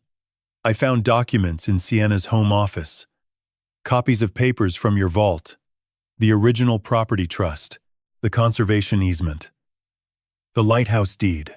I did not understand at first. I thought maybe she was helping organize your affairs the way she said she was. I wanted to believe that." I paused. My mother sat across from me, perfectly still, her hands folded on the table. She did not prompt me. She did not push. She waited the way. She had waited through hundreds of debriefings and difficult conversations, with the patience of someone who understands that truth arrives on its own schedule. But then I heard her on the phone with her mother, with Vivian. They were talking about guardianship proceedings, about how they needed to move faster before you figured it out, about how the lighthouse property alone was worth enough to justify everything they had invested. My hands trembled around the mug. That is when I knew. That is when I understood that the woman I married was not who I thought she was. That our entire relationship might have been engineered. That I had been selected, the way you select a tool for a specific job. I looked at my mother and saw something in her face that I had been too afraid to look for. Not anger, not judgment. Understanding. The terrible, clear-eyed understanding of a woman who had already worked out most of this on her own and had been waiting for me to catch up. "I contacted the FBI," I said. The words came faster now, as if speaking them aloud made them more real, and less like a nightmare I might still wake from. I have been working as a cooperating witness for 3 months, photographing documents, recording conversations, providing evidence while pretending everything at home was normal. I laughed, but it was the kind of laugh that sits right next to crying. Do you have any idea what it is like to lie next to someone every night knowing they are lying to you? Knowing that everything they say is calculated? Every touch, every smile, every "I love you," just another move in a game you did not know you were playing. My mother reached across the table and placed her hand over mine. Her palm was warm and rough, the hand of a woman who had hauled lines and gripped railings and held the wheel through storms that made grown men pray. "I know," she said quietly. "Your father lived with that weight for 30 years. The silence that followed was the kind that changes the shape of a room." I understood then what that photograph meant. What the debt was that my father could never repay. He had carried Vivian's secret like an anchor chained to his ankle, dragging it behind him through every day of his marriage, every birthday, every Christmas, every quiet evening on the porch, watching the lighthouse beams sweep the water. "The FBI has everything now," I said. "They have been building a federal case, wire fraud, elder abuse, conspiracy. They have identified 11 other victims along the coast. Vivian has been doing this for over a decade, targeting elderly homeowners with waterfront property, using proxies to marry into families, gain access, manipulate legal documents. Some of those people lost everything. Some of them." I could not finish the sentence. My mother finished it for me. "Some of them did not survive." I nodded. "The FBI believes there is enough circumstantial evidence to investigate at least 2 suspicious deaths. They cannot prove anything yet. But with the medication switch, with the altered death certificate, with the pattern across multiple victims, they are building something that might eventually lead to answers." I wiped my face with the back of my hand. I was 38 years old. A grown man. A teacher. Someone who stood in front of classrooms every day and explained the causes of wars and the consequences of cowardice. And I was sitting in my mother's kitchen crying like I was 5 years old again, terrified of the thunder. "Why did you not tell me sooner?" she asked. Not accusation. Just a question. Because they needed more time. Because Sienna had to feel confident enough to keep making mistakes. And because I was terrified. I looked at her through blurred eyes, terrified of what it meant about my marriage, about my judgment, about whether I had been complicit without knowing it, whether loving someone who was using me made me responsible for what she did to you.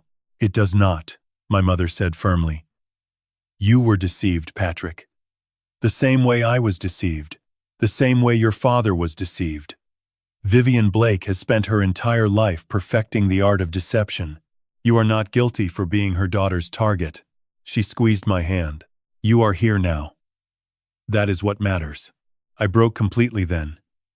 The kind of crying that comes from the bottom of everything, from the place where you keep the things you cannot look at in daylight. My mother came around the table and held me the way she had held me through thunderstorms when I was a child. When the lightning cracked so close, the house shook, and she would sit on the edge of my bed and say the same thing every time. "It will pass, Patrick. Storms always pass. That is why we build lighthouses." When the worst of it had subsided, when I could breathe again without my chest splintering, I sat back and looked at her. "Mom, the FBI is almost ready to move. They just need them to make one more mistake. One more documented act that seals the case." My mother nodded slowly. Her eyes were bright with tears she had not shed, held back by the same discipline that had carried her through 30 years of service and 14 months of widowhood and 3 weeks of being hunted in her own home. "I have been holding on, Patrick." She looked past me, through the kitchen window, to where the lighthouse beams swept the darkness in its steady, ancient rhythm. A lighthouse does not go dark just because the storm is bad. It shines hardest when the night is worst. Your father taught me that. And now we are going to finish what he started. The lighthouse on Granite Point turned its beam twice before I decided to lie to the entire town. It was Maggie's idea. She sat at the kitchen table with a cup of black coffee, her reading glasses perched on her nose, and a yellow legal pad covered in her tight, precise handwriting. Beside her, Martin Calloway leaned back in his chair, arms crossed, studying a mock article on his laptop screen. Jim Kowalski stood by the window, scanning the street like a man who had spent 30 years watching radar screens for incoming threats. "We need them to move," Maggie said. "Vivian will not act unless she believes the prize is within reach. We have to dangle it." Martin turned the laptop toward me. On the screen was a draft article, formatted to look exactly like the Gloucester Times real estate section. The headline read, "Historic Granite Point Lighthouse Property, listed for private sale. Asking price, $4.2 million. Below the headline was a photograph of the lighthouse taken from the harbor, golden light spilling across the rocks. The byline credited a reporter named David Chen, a name Martin had invented. "We plant this online and make sure Sienna sees it," Martin explained. The article states that the Sullivan family has accepted a private offer from a Boston development firm. Closing is scheduled for the 19th of next month. That gives Vivian exactly 3 weeks to make her move. I read the article twice. Every detail was precise.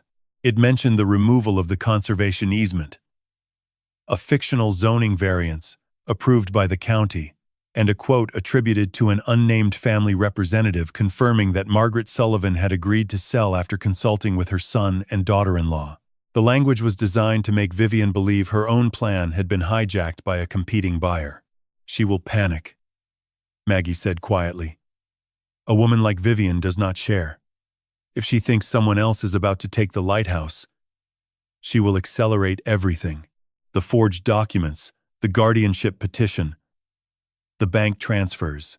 She will try to close her scheme before the fictional sale goes through." Jim nodded from the window. "I have the cameras running 24/7. Audio is clean. The moment she steps inside this house or contacts the bank, we have her." Martin closed the laptop. "The FBI has agreed to this.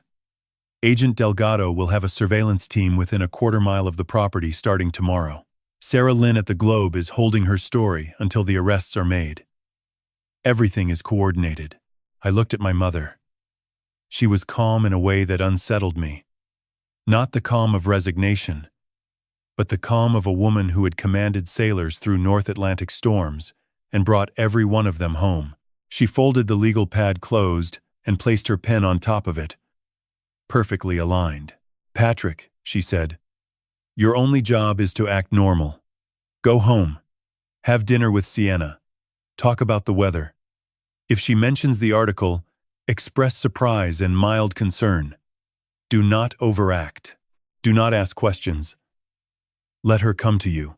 I drove home that evening with my hands gripping the steering wheel so hard my knuckles turned white. The streets of Gloucester were quiet.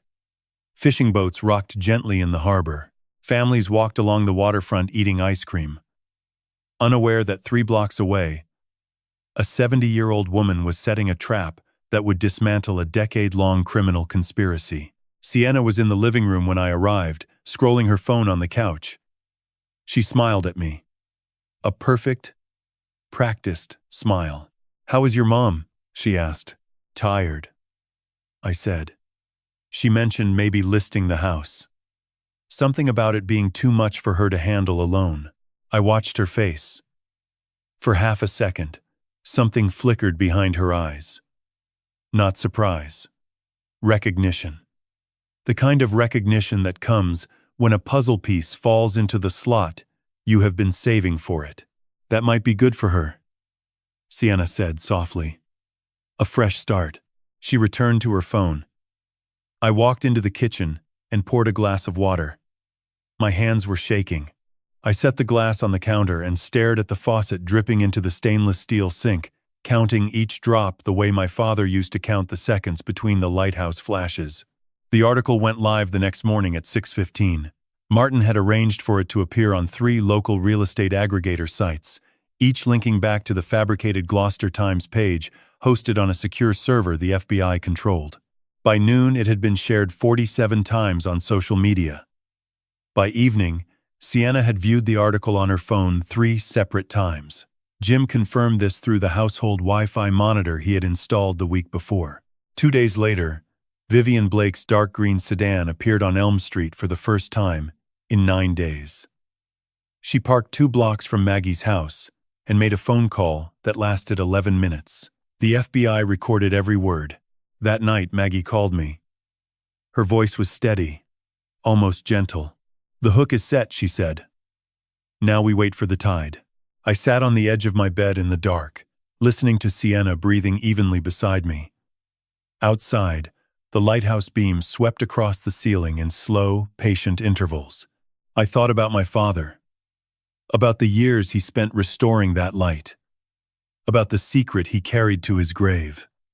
I thought about Maggie, alone in her kitchen, playing a game that could cost her everything, and I thought about the woman sleeping next to me, the woman I had loved for 7 years, the woman who had never been mine at all. The beam turned again. I closed my eyes and waited for morning. The call came at 4:11 in the morning on a Tuesday. I was sitting in Maggie's kitchen, unable to sleep, drinking coffee that had gone cold an hour ago. My mother was upstairs in her bedroom, though I doubt she was sleeping either. Jim Kowalski was parked in his truck across the street, monitoring the camera feeds on a tablet propped against the steering wheel. Martin Calloway was at his office downtown, reviewing the affidavits one final time. And somewhere in the dark waters off Gloucester Harbor, Agent Delgado and her team were positioned in 3 unmarked vehicles, waiting. My phone vibrated on the table. A single text from a number I had memorized, but never saved. Green light. Stay inside. Do not open the door for anyone. I walked to the bottom of the stairs and whispered up into the darkness. "Mom, it is happening." I heard her footsteps, steady and deliberate, crossing the bedroom floor. She appeared at the top of the stairs in Frank's old navy cardigan, her silver hair pulled back, her face composed. She descended without hurrying and sat in her chair by the window. She did not turn on the light. "How long?" she asked. They did not say. She nodded once and folded her hands in her lap. Through the window I could see the lighthouse beam making its slow, faithful rotation across the rocks. The ocean was black. The street was empty. We waited. At 4:37, headlights appeared at the far end of Elm Street. Not one vehicle, but 5. They moved in formation, evenly spaced, their lights cutting through the fog that had rolled in from the harbor. They passed Maggie's house without slowing and turned left onto Harborview Road, heading toward the waterfront inn where Vivian Blake had been staying for the past 11 days. 3 minutes later, 2 more vehicles turned onto Cedar Lane, the narrow road that led to our house. One stopped at the intersection. The other continued past, parking at the end of the block near the old boat ramp. My phone buzzed again. Warrant executed at Harborview. Second team, en route to your residence for Sienna Blake Sullivan. ETA, 7 minutes. Remain inside. 7 minutes. I looked at my mother. She was watching the lighthouse beam as if she were counting its rotations, the way Frank used to count them from the dock on summer evenings. Her lips moved slightly, though no sound came out. I thought about calling Sienna, not to warn her. I do not know what I would have said. Maybe I wanted to hear her voice one final time before everything shattered, before the woman I had built a life with became a name in a federal indictment. But I did not call. I set the phone on the table and pressed my palms flat against the wood and waited. At 4:44, a sharp knock struck our front door. Not a polite knock. The kind of knock that carries the weight of a badge and a warrant and the full authority of the United States government. Maggie stood. She smoothed Frank's cardigan, straightened her shoulders the way she must have straightened them 1,000 times before stepping onto the bridge of a ship, and walked to the door. She opened it without hesitation. 2 agents in dark jackets stood on the porch. Behind them, the fog swirled around the blue and red lights of a federal vehicle idling at the curb. "Mrs. Sullivan. I am Agent Delgado. We have a federal warrant for the arrest of Sienna Blake Sullivan. Is she present in this residence?" She is not, Maggie said. She lives with my son at 14 Cedar Lane, 3 houses east. Agent Delgado nodded. We have a team there now. May we come in briefly? We need to secure certain evidence previously identified in our affidavit. Maggie stepped aside and held the door open. The agents entered with quiet efficiency. One carried a clear evidence bag. They moved through the house as if they had memorized the layout, which, of course, they had. Jim's camera footage and Luz's documentation had given them everything. They removed the listening device from the model of the USS Constitution. They collected the USB drive, labeled Lighthouse 1, from the kitchen drawer where Maggie had stored it. They photographed the basement safe, the empty folders, and the scratch marks on the lock. They bagged the amber pendant necklace from the nightstand. Maggie watched them work without speaking.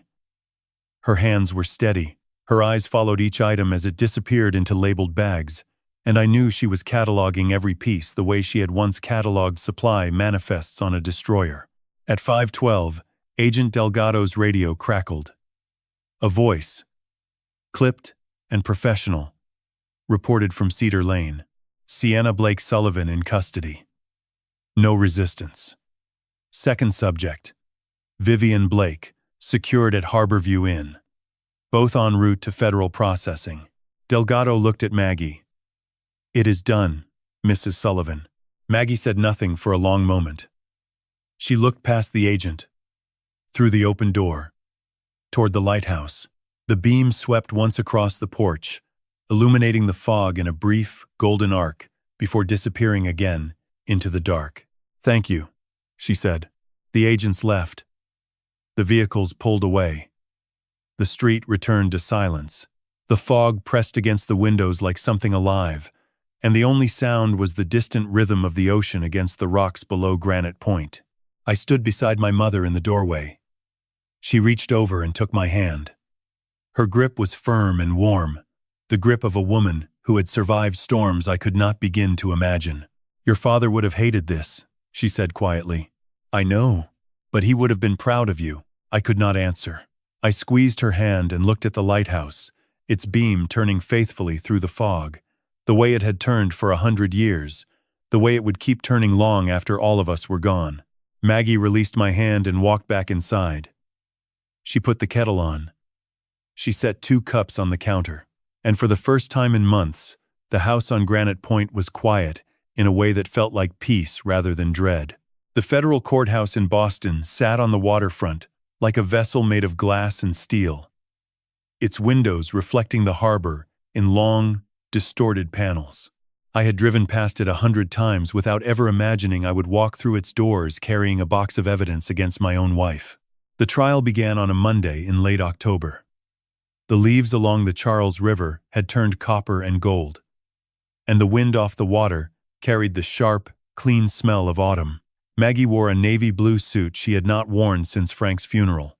She walked into the courtroom with her shoulders square and her chin level, and every person in the gallery turned to watch her. She did not look at Sienna. She did not look at Vivian. She looked straight ahead at the bench and sat down as if she had done this 1,000 times. Martin Calloway sat beside her, his briefcase open, his legal pad already covered in notes. Behind us, Jim Kowalski occupied the 3rd row, his arms folded across his chest. Sarah Lynn from the Boston Globe sat near the back with a notebook balanced on her knee. Agent Delgado was stationed near the side door, arms at her sides, watching everything. The prosecution opened with a timeline. Assistant United States Attorney Rachel Torres stood before the jury and spoke for 47 minutes without notes. She described a conspiracy that spanned 14 years, beginning with Vivian Blake's failed attempt to purchase the Granite Point Lighthouse property in 2008 and ending with the FBI raid on a foggy Tuesday morning. She named 11 other victims along the New England coast. She described forged wills, altered death certificates, swapped medications, fabricated medical evaluations, and systematic financial theft targeting elderly homeowners living alone. She placed photographs on the screen one at a time. The forged will, with Frank's fabricated signature. The 2 death certificates, with conflicting times. the prescription bottles containing vitamins instead of blood pressure medication, the listening device extracted from the model of the USS Constitution, the surveillance footage of Sienna entering the house with a key she was never given, the parking lot video from Harborview Funeral Home showing Sienna meeting William Dover at 11:47 on the night Frank died. When she played the audio from the dinner recording, the courtroom went silent. Sienna's voice filled the room, calm and measured, discussing guardianship and assisted living, and the sale of the lighthouse property, as if she were reading a grocery list. I heard my own silence on that recording, the silence of a man who had already contacted the FBI, but could not bring himself to speak at his own mother's table. Vivian Blake sat at the defense table in a charcoal suit, her steel gray hair pulled into the same tight bun I had seen on the surveillance footage. She did not flinch during the prosecution's presentation. She watched the proceedings with the detached interest of someone observing a chess match she believed she had already won. Sienna sat beside her. She looked thinner than I remembered. Her hands rested on the table, perfectly still, and she stared at a point somewhere above the judge's head, as if she could see through the wall to the harbor beyond. She did not look at me once during the entire first week. On the fourth day, Maggie took the stand. She stated her name, her age, her address. She described her 38 years in the house on Granite Point, her career in the Navy, her marriage to Frank, and the quiet life she had built after his death. She spoke about hiring Luz, about the missing key, about the empty folders in the basement safe. She described the amber necklace, the spliced audio recording, the bug hidden inside the ship model. She explained how she had discovered the swapped medication and realized that someone was not merely stealing from her, but was trying to erase her entirely. Her voice did not waver. Not once. She spoke the way she must have delivered briefings aboard ship, with precision and clarity, and an authority that made the jury lean forward in their seats. The defense attorney, a tall man named Richard Payne, cross-examined her for 2 hours. He suggested her memory was unreliable. He implied that grief had distorted her perception. He asked whether a woman of her age could accurately interpret surveillance footage and pharmaceutical labels. Maggie looked at him the way she might have looked at a junior officer who had misread a navigation chart. "Counselor," she said, "I spent 26 years in the United States Navy, reading instruments that determined whether 300 sailors lived or died. I assure you, I can read a pill bottle." The gallery exhaled. A juror in the second row covered her mouth. Richard Payne moved on. The trial lasted 9 days. The jury deliberated for 6 hours. Vivian Blake was found guilty on 14 counts including elder abuse, conspiracy to commit fraud, forgery, and 2 counts of attempted murder, connected to the medication swaps targeting Maggie and one other victim in Maine. The judge sentenced her to 15 years in federal prison. She received the sentence without expression, her hands clasped in front of her, her eyes fixed on the table. Sienna was found guilty on 8 counts including conspiracy, fraud, forgery, and obstruction. Her attorney argued diminished culpability, claiming Vivian had groomed and manipulated her from childhood. The judge acknowledged this but noted that Sienna had continued the scheme voluntarily for 7 years after marrying into the Sullivan family. She was sentenced to 8 years. When the verdict was read, Sienna finally looked at me. Her eyes were red and wet, and for one moment I saw something behind the mask. Something that might have been sorrow, or might have been the last performance of a woman who had never stopped performing. I held her gaze for 3 seconds, then looked away. Maggie sat perfectly still through both sentences. When the courtroom began to empty, she remained in her seat, her hands folded, her eyes closed. I waited beside her. The gallery cleared. The attorneys packed their briefcases. The court reporter covered her machine. Finally, Maggie opened her eyes. She looked at the empty bench, then at me. "It is not finished," she said softly. "Your father still has something to say." 3 days after the verdict, Maggie asked me to drive her to the lighthouse. It was early November. The trees along Granite Point Road had shed most of their leaves, and the branches scratched against the gray sky like charcoal lines on wet paper. The ocean was rough, dark swells rolling against the rocks below the cliff, sending spray across the path that led from the parking area to the lighthouse door. Maggie walked ahead of me, her old navy peacoat buttoned to the collar, her boots steady on the wet stone. She had not spoken much since the trial. She ate her meals, watered her African violets, listened to the radio in the evenings. But there was something gathering behind her eyes. A weight she was carrying that had nothing to do with Vivian or Sienna or the courtroom. It had to do with Frank. The lighthouse stood 112 feet above the waterline, its white paint weathered to the color of old bone. Frank had spent 20 years restoring it, replacing the ironwork, rewiring the electrical system, polishing the Fresnel lens until it threw its beam clean and true across 15 miles of open Atlantic. He had climbed these stairs thousands of times. He had died 3 months after finishing the restoration, as if the lighthouse had been the last thing holding him to the earth. Maggie pulled a brass key from her coat pocket. I had never seen it before. It was smaller than the house key, older, with a faded tag tied to the ring. She turned it in the lock and pushed the heavy door open. Inside, the spiral staircase wound upward into shadow, and the air smelled of salt and iron, and something faintly sweet, like old wood soaked in linseed oil. We climbed in silence. The stairs were narrow and steep, and our footsteps echoed against the curved walls. At each landing, Maggie paused, not from exhaustion, but from reverence, the way a person pauses in a cathedral between the nave and the altar. She ran her fingers along the railing Frank had welded by hand, tracing the joins and the rivets as if she were reading a letter written in metal. The lamp room at the top was small and round, encased in thick glass panels that framed the ocean in every direction. The Fresnel lens occupied the center, a massive crystal honeycomb that caught what little sunlight filtered through the clouds and split it into pale rainbows on the walls. Frank's workbench stood against the far curve, neat and organized, his tools hanging on pegs exactly where he had left them. Maggie walked to the workbench and knelt. She reached beneath it and pulled out a wooden box I had never seen.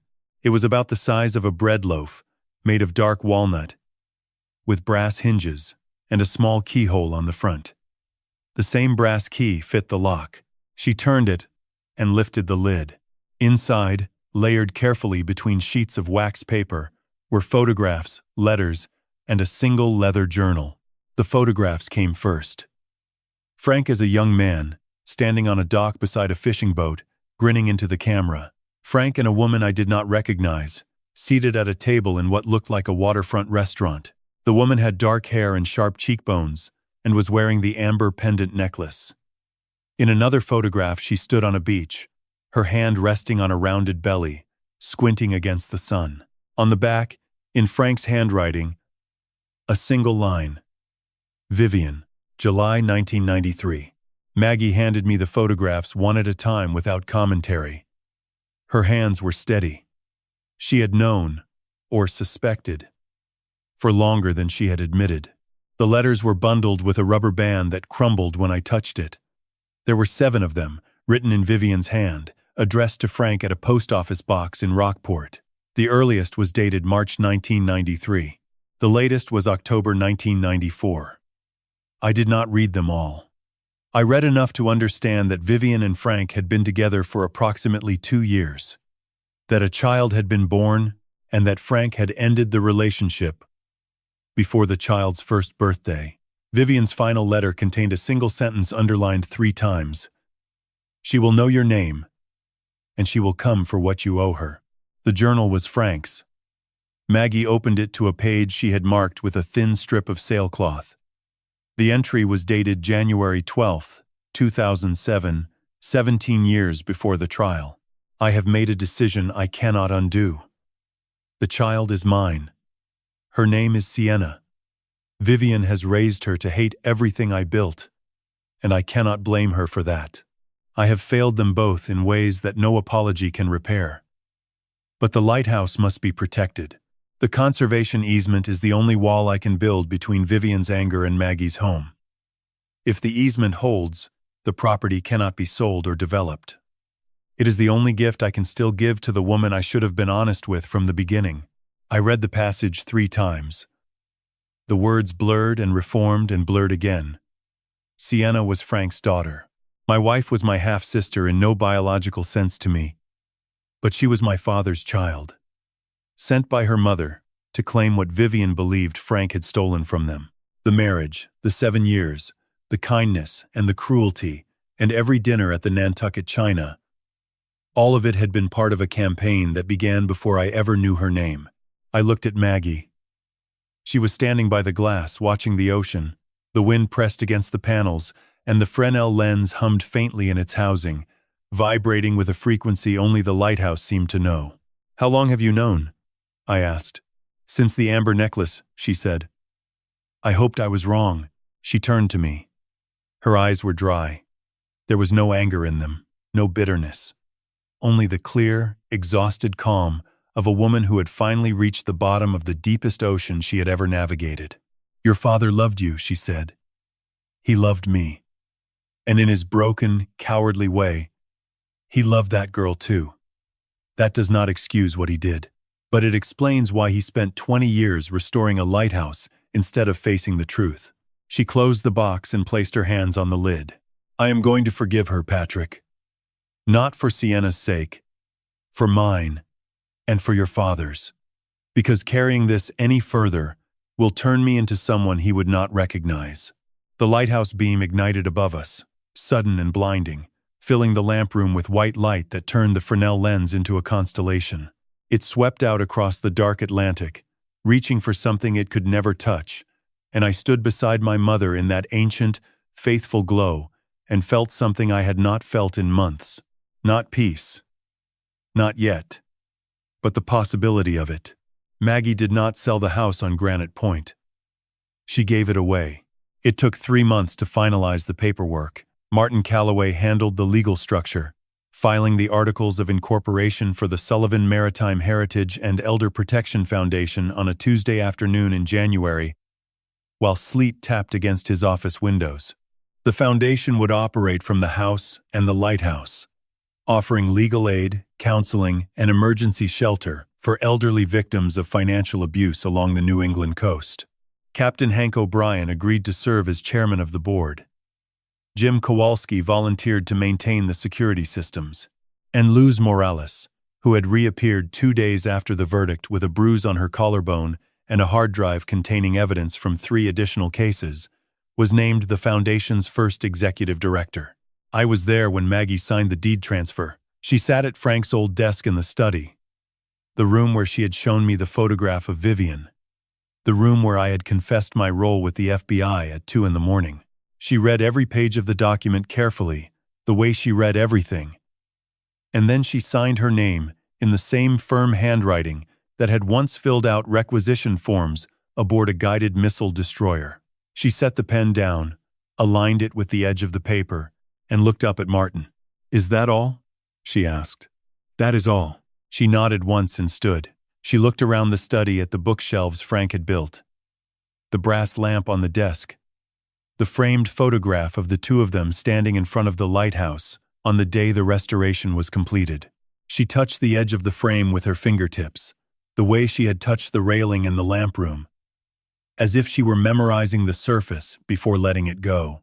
Maggie moved into a small cottage on Bearskin Neck in Rockport, 3 miles down the coast. It had 2 bedrooms, a kitchen with a window that faced the harbor, and a garden that had been neglected for years. She spent the first week pulling weeds and turning soil. By March, she had planted tomatoes, basil, and a row of roses along the fence. She set a small wooden bench beneath the kitchen window, and on clear mornings she sat there with her coffee and watched the lobster boats heading out through the channel. She kept 3 things from the house on Granite Point: Frank's navy cardigan, which she hung on the back of the kitchen door; a framed photograph of the lighthouse taken from the harbor, which she placed on the mantel above the fireplace; and the walnut box from the lamp room, which she stored in the closet of the spare bedroom, unopened since the day we found it. I asked her once if she planned to tell anyone about Frank's secret, about Sienna, about the letters and the journal and the truth buried inside that box. She was kneeling in the garden, pressing soil around the base of a rose bush, her hands dark with earth. She did not look up. "Some truths are not mine to tell," she said. "And some storms are better left at sea." I visited her every Sunday. We would sit in the kitchen and eat whatever she had made that morning, usually soup or cornbread, or the lemon bars she had baked since I was a boy. We did not talk about the trial often. We did not talk about Sienna. We talked about the weather and the garden and the fishing boats and the way the light changed on the water between autumn and spring. We talked about Frank, not the secrets he kept, but the man he was before the secrets consumed him. The man who taught me to tie a bowline knot. The man who could name every lighthouse between Cape Ann and Portland Head. The man who once carried me on his shoulders through a nor'easter because I wanted to watch the waves. In April, I received a letter. It arrived in a plain white envelope, postmarked from a federal correctional facility in Connecticut. Inside was a single sheet of lined paper, folded twice.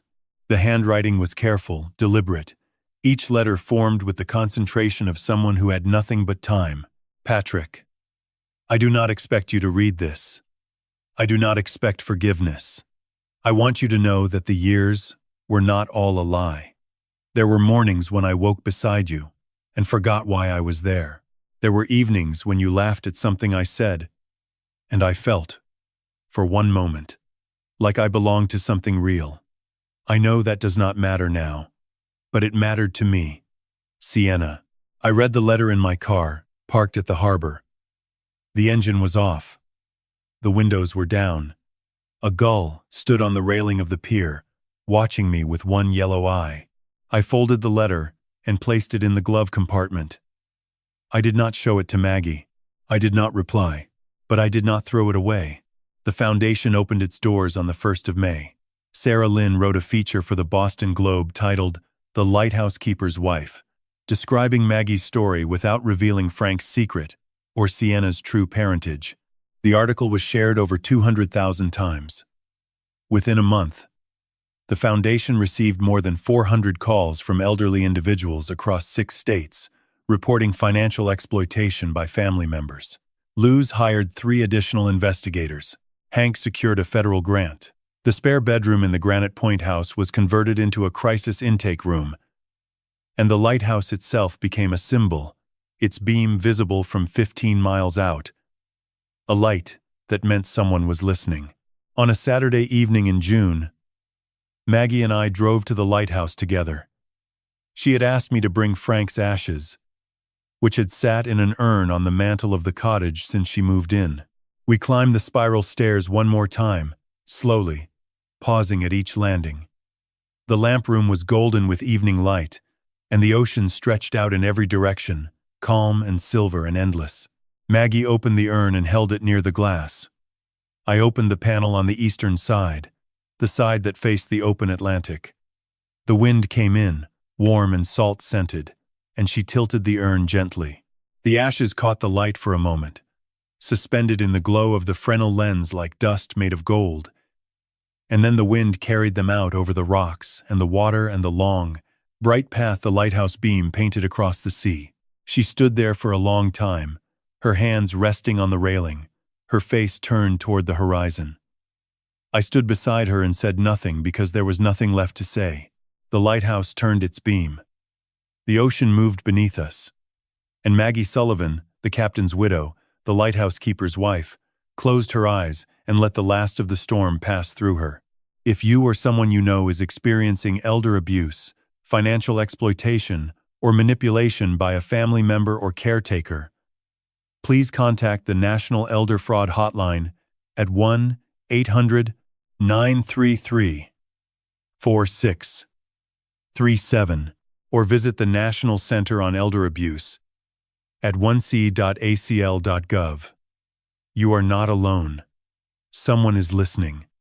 The light is always on.